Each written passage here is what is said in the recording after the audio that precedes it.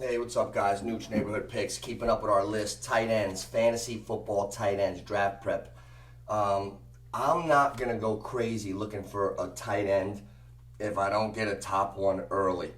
I might punt my tight end and worry about it later because I don't know if I'm going for a Hawkinson or a freer move over maybe a third top running back out of one of these teams where you're not sure which guy is really going to be the guy, or a third good receiver on my roster like a George Pickens or somebody. I'm not reaching for a tight end too much. And when you look at the best tight end in the NFL, Travis Kelce, career year last year, he had 102 more fantasy points on the season than the second place, than tight end number two on the year. 102 more.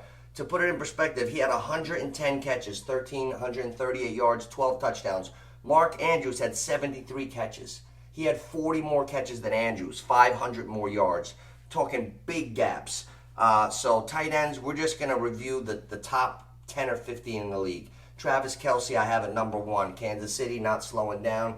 The thing about drafting him is somebody's going to jump up and draft him, because you can't just say out in Kansas City, oh, well, they're going to do this to Kelce, they're going to double team Kelce. No, they don't know how to stop Kelce. Nobody knows what Andy Reid's going to do. He's one of the greatest design play guys ever, and nobody knows how to stop them. That you think you got them stopped, and then they're running zeros and a crosses when, like, Jerwin James is like not even ready. Like, not a one-step and over, like just boom. Like the other guys on defense, like, and he doesn't even take a step, and he's beat going sideways. Mahomes hits him, he's down the field for 30.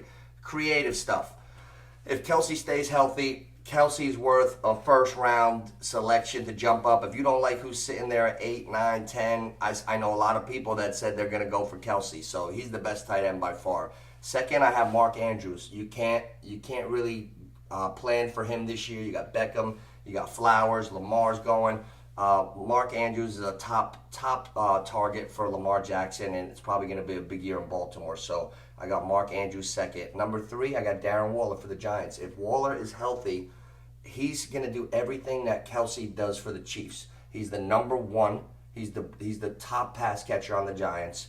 The Giants got a top running back. The quarterback's playing good. Giants are a good team. If Waller could stay healthy, this is a guy that had 107 catches and 1,200 yards a couple years ago. He was a little dinged up, but he was a dominant tight end for the Raiders for a couple years. Like, best in the league other than Kelce. So I got Waller at 3. Goddard for Philly at 4. Philly is a tremendous locomotive of a team. Tough everywhere. They're rolling. They got top receivers, and they're always in scoring positions. Goddard's a nice tight end. 5, I have George Kittle over there because I don't just want a fat guy that sticks his hand in the dirt. George Kittle, no matter what his numbers were last year, I don't care. He's a playmaker. Kyle Shanahan is going to figure out ways to scheme for him because, like Debo, like McCaffrey, Kittles is one of the playmakers. If you have a tight end that's a playmaker, why wouldn't you want to have him? So George Kittle's at his 5th. Number 6, another hybrid tight end, underachiever his whole life on the Giants. Broke out last year. Evan Ingram for Jacksonville. Trevor Lawrence coming of age. He's a young star. Ridley's on the team. Kirk. They got a nice squad. Good running game. Evan Ingram, his problem has been consistency. But Doug Peterson has been the quarterback whisperer for years. Ingram had a nice year last year. Ingram should be a high points guy in fantasy a lot this year. Ingram 6. 7, I got Tyler Higbee for the Rams because he had 107 targets last year. Do I love Tyler Higbee as a player? No. But with that type of volume, he should be able to be a good stopgap guy to get later at the end of your draft. 8, Freiermuth for Pittsburgh. I like Freiermuth a lot. He was a top 12 PPR guy last year in tight ends in the league on a per-game basis. Very solid. Kenny Pickett's coming of age. Pittsburgh's going to be better than a lot of people thought. He's big in the slot. Number 9, Dalton Schultz, the longest neck in the game. Dalton Schultz, remember on Dallas? Well, he's the featured tight end now for the Houston Texans. They're starting the rookie. Schultz is going to get a lot of volume, so I got Schultz at 9. 10, Kyle Pitts, because Kyle Pitts had no rhythm last year in Atlanta. All I saw was bad routes, misconnections. This guy, when he came out of college at the Florida Gators, they were saying greatest tight end ever. Guy runs like a 4.4 as a tight end. he should be dominating. I don't know what's going on. I'm going to stay far away from Kyle Pitts because I had him last year. It was the biggest disappointment and one of the reasons for my failures in fantasy. I'm not going near Kyle Pitts. When he gets it right, let me know. Let me know about it. Those are my top 10 tight ends. At 11, I got Hockenson just because of the volume. I'm not a great Hockenson guy.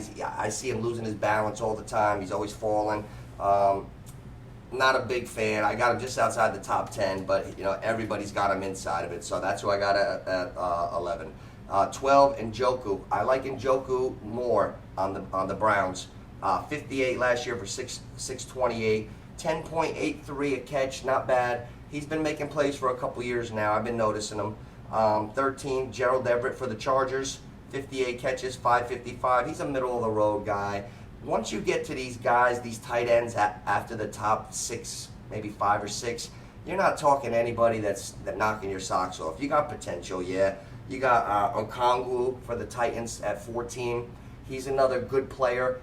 Little sight of what he could do last year. So he's got a high upside, but nothing concrete. You got Laporta for Detroit.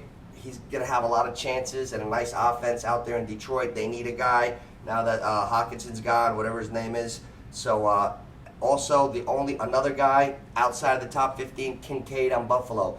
He's listed as a tight end, but that's about it. He's really like a big receiver. They're going to have him in the slot, so they're going to still have Dawson Knox, but you're going to see another tight end, Kincaid, that probably would be worth taking because if he's a real good receiver, Josh Allen, that offense will probably use him.